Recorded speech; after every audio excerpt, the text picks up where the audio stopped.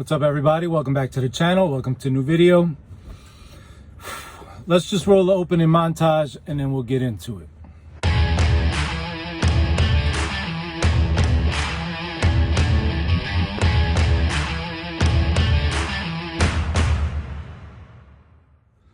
The video was supposed to be a viewer request about all the process of getting leasing on to a tanker company, specifically the one I'm at Transwood, and what is involved in getting your truck leased on there if you're an owner operator. But I didn't want to do it. We need to talk about something first. A lot of people saw that pay stub video I did a while back, this past summer, where I was making just stupid money. Rates were through the roof, unbelievable. And then I made another video showing when things got bad and the rates went down and we didn't even have loads. But wouldn't you know, nobody watched that video. So now I get a lot of messages and people saying they want to buy a truck, become an owner operator, lease onto a tanker company, or maybe where I'm at. But we need to talk. First of all, go back and watch the video about when things got bad, the part 2 of the pay stub, because it's bad and it's not getting good. Do not go buy a truck.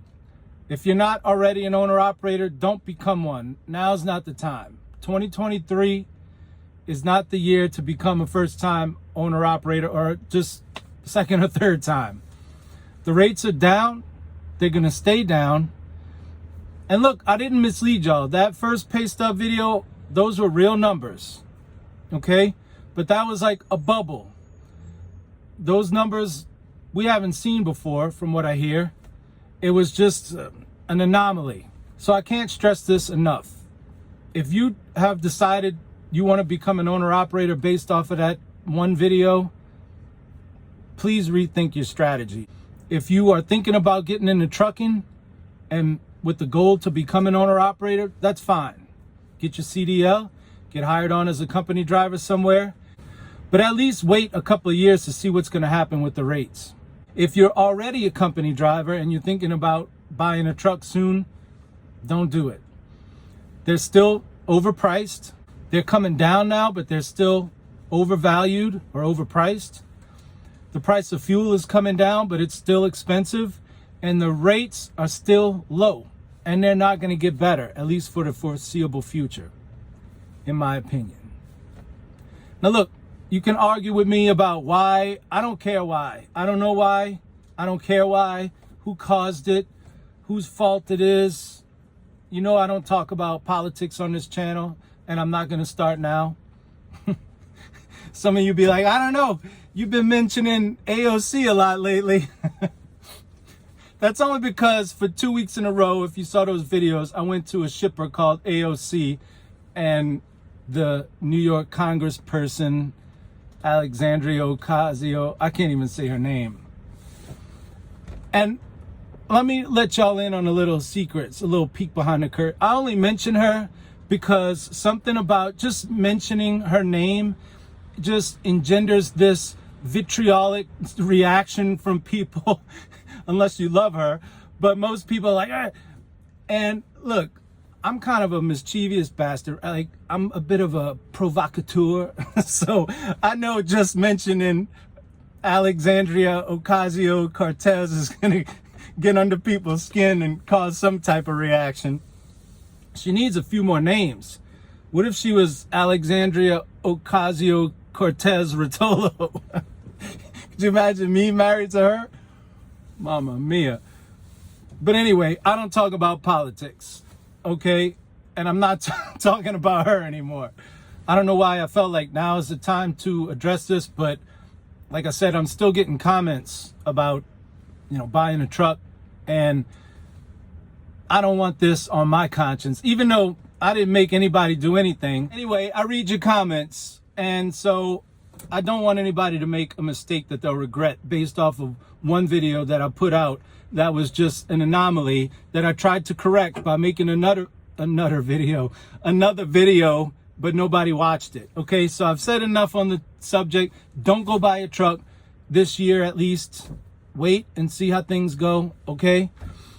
The last video I put out 2 weeks ago, I promised you story time about taking the man's route in Wyoming. I plan to deliver on that promise, even though I don't feel like telling the story now. Clearly, I'm annoyed. But I promised, and I always keep my word, so let's do story time. So I was hauling fuel, and I was basically a regional fuel hauler, which there aren't a lot of because it's a very localized thing, right? And so I would haul in Wyoming and Utah, Nevada, Arizona, Idaho, all over the place. But I was just a coon ass from Louisiana, never really knew about mountains or winter driving out west, and I kind of got thrown into it. And so anyway, I worked with this guy, Lawrence. Cool dude. Lawrence was older than me. He kind of knew that I was a coon ass from Louisiana and helped me out. You know, this is how he would get, well, anybody. If you needed directions in Wyoming, that was his kind of area. Well, Lawrence had the man's route. Taking I-80, if you're in Newcastle, you could dip down to I-80, and it's, you know, a 2-lane interstate, 2 lanes. It's a 4, I call it a 4-lane. 2 eastbound, 2 westbound. And people think, well, I-80 in Wyoming in wintertime is really treacherous. And it is. But it's not like the back roads of Wyoming in wintertime. You know what I'm saying? Where it is a true 2-lane highway or some goat track that they carved out of some mountain in between mountains or something like that. Where the Wyoming doesn't have the best reputation of the plow guys taking care of the roads. And that's on I-80. Imagine highway whatever, right? So Lawrence would send you on the man's route. Like, if you could go this way, it'll make a man out of you. So here, I don't know anything, right? All right, Lawrence, I'll take the man's route.